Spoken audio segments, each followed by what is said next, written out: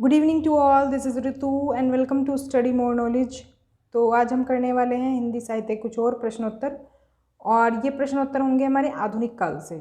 आधुनिक काल में भी छायावाद और प्रगतिवाद के कुछ प्रश्नों को हम करेंगे। तो भारतेंदु युग और द्विवेदी युग से भी हम ऑलरेडी कर चुके हैं, और उसके अलावा भी हम बाकी युग से भी क्वेश्चंस को कर चुके हैं। तो अभी हम देख लेते हैं। आज मैंने कुछ एक्स्ट्रा क्वेश्चंस लिए हैं क्योंकि कल जीआईसी प्रवक्ता का पेपर है। तो आज की हमारी क्लास शुरू करते हैं। पहला क्वेश्चन देख लेते हैं आज की क्लास का। छायावाद शब्द का सर्वप्रथम प्रयोग किस आलोचक ने किया था? तो छायावाद शब्द का सर्वप्रथम प्रयोग किया था मुकुटधर पांडे ने। ऑप्शन 1 हो जाएगा सही उत्तर। और ये सिद्ध करने में मुकुटधर पांडे की जो है श्री शारदा में प्रकाशित लेखमाला की अहम भूमिका रही। तो लेखमाला इनकी एक रचना थी जिससे कि इनका मतलब ये पता चलता है कि छायावाद शब्द का प्रयोग किसने किया था? मुकुटधर पांडे ने किया था। छायावादी युग का प्रवर्तक किसे कहा जाता है? तो इसका उत्तर होगा ऑप्शन 1 जयशंकर प्रसाद। तो छायावादी युग है, इसके प्रवर्तक कहा जाता है जयशंकर प्रसाद को। और क्योंकि इस युग में जो है प्रसाद जी का आगमन पहले हुआ, मतलब बाकी कवियों से पहले प्रसाद जी का आगमन हुआ था, और इसी वजह से छायावाद की शुरुआत मानी जाती है, और इसीलिए छायावादी युग का प्रवर्तक भी जयशंकर प्रसाद को ही कहा जाता है। आगे बढ़ते हैं। छायावाद की पहली रचना मानी जाती है। तो छायावाद की पहली रचना मानी जाती है झरना। और झरना किसकी है? झरना है जयशंकर प्रसाद की रचना है, क्योंकि उन्हें छायावाद का प्रवर्तक माना जाता है। इसी वजह से उनकी रचना के आधार पर ही उन्हें मतलब छायावाद का प्रवर्तक माना जाता है। तो इनकी छायावाद की पहली रचना कौन सी है? झरना। आधुनिक काल की किस काव्यधारा में रहस्यवाद की भावना पाई जाती है? तो इसका उत्तर हो जाएगा ऑप्शन 2 छायावाद में। तो छायावाद जो है एक तरह से हम कह सकते हैं रहस्यवाद दूसरा नाम है इसका, छायावाद का। नेक्स्ट क्वेश्चन है चित्रात्मक भाषा एवं लाक्षणिक पदावली किस युग की विशेषताएं हैं? तो इसमें क्या है, इसका जो उत्तर हो जाएगा वो हो जाएगा ऑप्शन 1 छायावाद। तो ये जो शैलियाँ थी चित्रात्मक भाषा और लाक्षणिक पदावली, इन शैलियों को अपनाकर कवियों ने कविता को क्या किया? सजीव और सरस बना दिया। नेक्स्ट क्वेश्चन देख लेते हैं। छायावाद में वक्रता का वैभव मिलता है, प्रसाद के काव्य में निम्नलिखित में से किसका उत्कर्ष मिलता है? तो इसका उत्तर हो जाएगा ऑप्शन 2 अभिव्यंजना। तो अभिव्यंजना जो है उत्कर्ष पर देखी जा सकती है प्रसाद के काव्य में। नेक्स्ट क्वेश्चन है आधुनिक काल के तीसरे उत्थान की प्रमुख सहायक प्रवृत्ति है, मतलब कह सकते हैं एक तरह से विशेषता। तो इसमें देखो इसका उत्तर हो जाएगा ऑप्शन नंबर 3 छायावाद।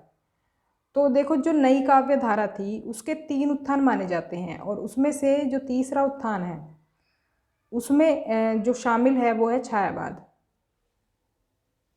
आगे बढ़ते हैं। जयशंकर प्रसाद की कामायनी की भाषा है। तो कामायनी की भाषा कौन सी है? ऑप्शन 3 सही होगा इसमें, खड़ी बोली। तो खड़ी बोली में रचित है कामायनी, और कामायनी एक महाकाव्य है, और सुमित्रा नंदन पंत इसे हिंदी में ताजमहल के समान मानते हैं। मतलब जैसे एक ताजमहल एक उसमें मॉन्यूमेंट्स में एक अलग स्थान रखता है, विशेष स्थान रखता है, वैसे ही कामायनी हिंदी साहित्य में विशेष स्थान रखती है। कामायनी को छायावाद का उपनिषद किसने कहा है? तो कामायनी को छायावाद का उपनिषद कहा है शांति प्रिय द्विवेदी ने। और ये छायावादी शैली का हम कह सकते हैं कि प्रथम महाकाव्य है, मतलब जो छायावाद में रचनाएं हुई हैं उसका ये प्रथम काव्य माना जाता है, प्रथम महाकाव्य माना जाता है। प्रथम काव्य तो नहीं, प्रथम महाकाव्य माना जाता है। और जो ये कवि हैं शांति प्रिय द्विवेदी, इन्होंने टोटल 27 कृतियाँ लिखी हैं, 27 रचनाएं हैं इनकी। कामायनी में श्रद्धा किसका प्रतीक है? तो कामायनी के पात्र हैं ये कुछ, और इनका प्रतीक पूछ लिया जाता है कि कौन सी चीज़ किसका प्रतीक है। जैसे कि श्रद्धा का प्रतीक हमसे पूछा गया है, और इसका उत्तर हो जाएगा ऑप्शन 3। तो श्रद्धा जो है वो हृदय का प्रतीक है। ये हृदय में थोड़ी सी मिस्टेक है। और इसके अलावा देखो, इसमें और भी कई पात्र हैं, जैसे कि मनु है, मनु मन का प्रतीक है, पूछा जा सकता है। एक ईड़ा है, ईड़ा है बुद्धि का प्रतीक। और प्रधान पात्र जो है, इसमें मेन पात्र जो है वो श्रद्धा ही है, और श्रद्धा का ही दूसरा नाम कामायनी है। काम की पुत्री होने के कारण इसको कामायनी कहा गया। तो मेन पात्र पूछ लिया जा सकता है कि मेन पात्र कौन है, तो वो है श्रद्धा। जयशंकर प्रसाद की किस कृति को पहले ब्रज भाषा में तथा बाद में खड़ी बोली में रूपांतरित कर दिया गया? तो इसका उत्तर होगा ऑप्शन 3, प्रेम पथिक। प्रेम पथिक ऐसी रचना है जयशंकर प्रसाद की, जो कि पहले ब्रजभाषा में थी, लिखी गई थी, और फिर इसको क्या किया गया, खड़ी बोली में रूपांतरित कर दिया गया। और इसके रचना काल की अगर बात करें तो 1913 मतलब 1913 में इसकी रचना हुई थी। अगला क्वेश्चन है क्वेश्चन नंबर 12। आंसू है, आंसू का हमसे प्रकार पूछा है, किस प्रकार का ये काव्य संकलन है? तो इसका जो उत्तर होगा ऑप्शन नंबर 4, इनमें से कोई नहीं। तो ये जो मुक्तक काव्य हमें बताया गया, मुक्तक, प्रबंध, अतुकांत काव्य, इनमें से कोई भी टाइप नहीं है ये आंसू का। आंसू जो है एक विरह काव्य है। तो जैसा कि इसका कह सकते हैं शीर्षक भी दिया हुआ है आंसू नाम का, तो इससे भी अंदाज़ा लगाया जा सकता है, लेकिन फिर भी ध्यान रखेंगे कि एक विरह काव्य है ये आंसू। निम्नलिखित में से किस कृति के लेखक जयशंकर प्रसाद नहीं हैं? तो इसका उत्तर होगा ऑप्शन 3, चारुचंद्र लेख। तो बाकी जो रचनाएं हैं, कानन कुसुम, ध्रुव सामिनी, तितली, इन सभी के जो रचनाकार हैं वो है जयशंकर प्रसाद, और चारुचंद्र लेख के रचनाकार हैं डॉक्टर हजारी प्रसाद द्विवेदी। तो हजारी प्रसाद द्विवेदी जी की रचना है चारुचंद्र लेख। नेक्स्ट क्वेश्चन है निहार किसकी रचना है? तो निहार है महादेवी वर्मा की रचना, और निहार जो है महादेवी वर्मा का पहला काव्य संग्रह है, और इसमें 47 गीत हैं। सप्तपर्णा किसकी कृति है? तो सप्तपर्णा जो है वो है महादेवी वर्मा की कृति है। ये जो रचना है सप्तपर्णा वो महादेवी वर्मा की है। नेक्स्ट क्वेश्चन देखते हैं, कौन सा कवि छायावादी कवि नहीं है? तो छायावाद के कवि आपको पहचान ही होगी, निराला, प्रसाद और पंत, ये मेन कवि हैं। इसके अलावा महादेव वर्मा हैं। तो 4 ये छायावाद के स्तंभ कहे जाते हैं। बाकी देखो ऑप्शन में कौन सा आपको अलग लग रहा है, तो ये हो गए जायसी। तो जायसी ही इसका उत्तर हो जाएगा। निराला, प्रसाद, पंत ये छायावाद के 4 स्तंभों में भी आते हैं और मुख्य कवि भी कहे जाते हैं। तो चौथा जो कवि है मलिक मोहम्मद जायसी हैं, और ये निर्गुण भक्ति शाखा के कवि हैं, उसमें भी सूफी काव्यधारा के कवि हैं ये। छायावाद के प्रमुख कवियों में किस में गीतों की मधुर वेदना की मर्माभिव्यक्ति है? तो इसका जो उत्तर होगा, इसका उत्तर हो जाएगा ऑप्शन 4, महादेवी वर्मा। तो ऐसा क्यों कहा गया है कि इनके गीतों की जो मधुर वेदना है उसकी मर्माभिव्यक्ति है? क्योंकि इनके जो गीत हैं इसमें व्यथा, पीड़ा, आशा, इस तरह के स्वर आपको दिखाई देंगे, मतलब ज़्यादातर आपको व्यथा और पीड़ा दिखाई देगी। तो इसका ऑप्शन 4 हो जाएगा सही उत्तर। नेक्स्ट क्वेश्चन है, निराला की बादल राग कविता का संबंध है? तो इसका संबंध है ऑप्शन 4 हो जाएगा प्राकृतिक सौंदर्य से। जैसा कि शीर्षक से भी आप पता लगा सकते हैं, इसका बादल राग है, बादलों का राग है, तो ये एक तरह से प्राकृतिक सौंदर्य का इसमें वर्णन है। निराला की अंतिम कविता कौन सी है? तो इसका उत्तर होगा ऑप्शन 4, पत्रोत्कंठित जीवन का विष बुझा हुआ है। ये निराला की, सूर्यकांत त्रिपाठी निराला की अंतिम कविता है। इसके बाद है छायावाद को स्थूल के प्रति सूक्ष्म का विद्रोह किसने कहा है? तो इसका उत्तर होगा ऑप्शन सेकंड, डॉक्टर नगेंद्र हैं जिन्होंने कि ये कहा है कि छायावाद स्थूल के प्रति सूक्ष्म का विद्रोह है। अब प्रगतिवाद से संबंधित कुछ क्वेश्चंस को कर लेते हैं, प्रगतिवाद युग से संबंधित। तो इसमें पहला क्वेश्चन है, हिंदी साहित्य में मार्क्सवादी चेतना की अभिव्यक्ति जिस काव्य धारा में देखने को मिलती है उसको कहते हैं। तो उसे क्या कहा जाता है? प्रगतिवाद उसे कहा जाता है। तो प्रगतिवाद से संबंधित कई शब्द हैं जो आपको ध्यान रखने हैं। साम्यवाद की बात आए तो प्रगतिवाद से संबंधित होता है, और मार्क्सवाद की बात आए तो भी प्रगतिवाद से संबंधित होता है। कभी कभी पूछ लिया जाता है कि ये वाली चेतना, मतलब साम्यवादी चेतना, किस युग में दिखाई पड़ती है, कुछ इस तरह से क्वेश्चन पूछा जा सकता है। तो दोनों को ध्यान रखेंगे। आगे क्वेश्चन है, प्रगतिवादी काव्य सृष्टि है। तो ये है सेकंड ऑप्शन, वर्ग चेतना प्रधान। तो प्रगतिवादी जो काव्य है वो वर्ग चेतना प्रधान काव्य है। आगे है, द्वंद्वात्मक भौतिक विकासवाद किस काव्य धारा का आधार है?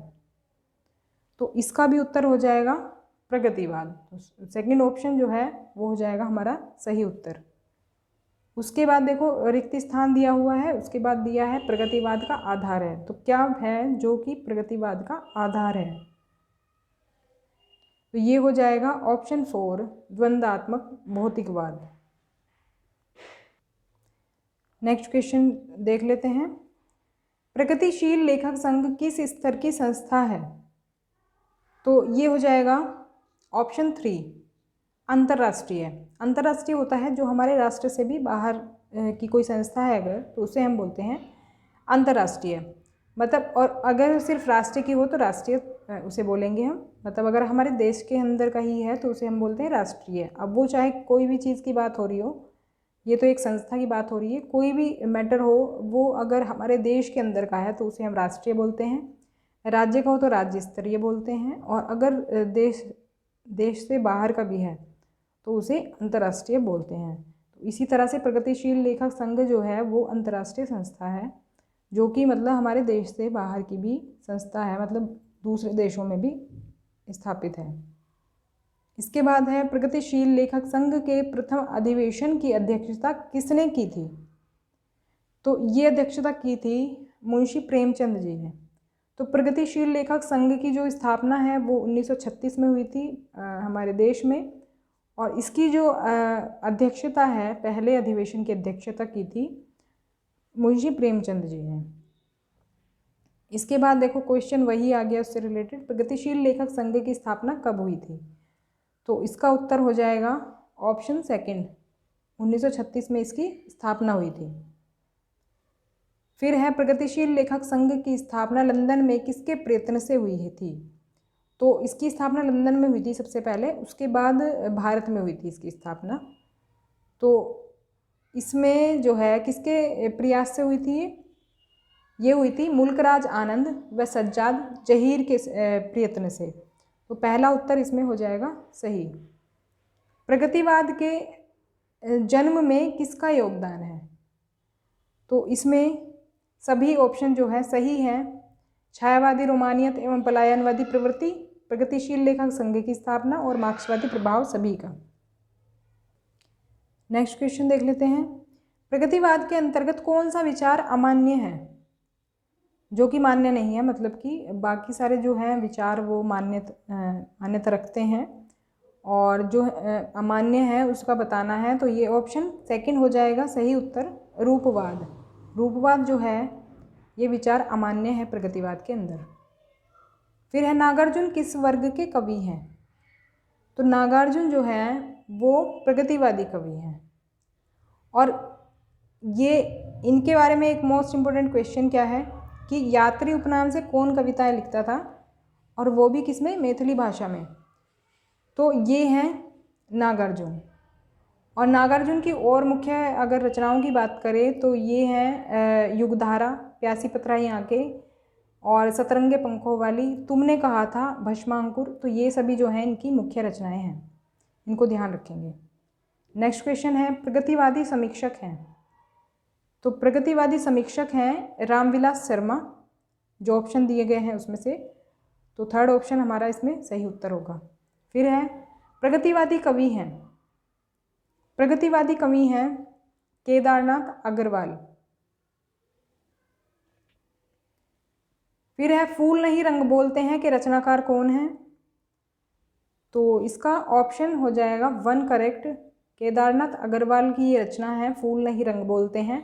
और इसके अलावा इनकी कुछ मुख्य रचनाएं क्या हैं, हे मेरी तुम, गुल मेहंदी और मार प्यार की थापें। ये कुछ इनकी मुख्य और रचनाएं हैं, इनको ध्यान रखेंगे। जमुन जल तुम काव्य के रचनाकार हैं। तो इसके रचनाकार हो जाएंगे ऑप्शन 3 केदारनाथ अग्रवाल। फिर है इनमें से कौन सी रचना केदारनाथ अग्रवाल की नहीं है। तो इसका उत्तर होगा ऑप्शन 4 युगधारा। तो युगधारा जो है वो नागार्जुन की रचना है, बाकी सभी जो हैं ये केदारनाथ अग्रवाल की रचनाएं हैं। और जो केदारनाथ अग्रवाल हैं इनकी और रचनाओं की हमने बात कर ली है, कुछ मुख्य रचनाएं जो थी इनकी। आगे बढ़ते हैं, प्रगतिवाद के प्रमुख कवि नहीं हैं। तो ये कवि नहीं है प्रगतिवाद के अज्ञेय जी। तो ये आगे नई कविता में के कवि हैं। अज्ञेय जो है प्रयोगवाद के कवि हम कह सकते हैं। तो बाकी सभी प्रगतिवाद के कवि हैं।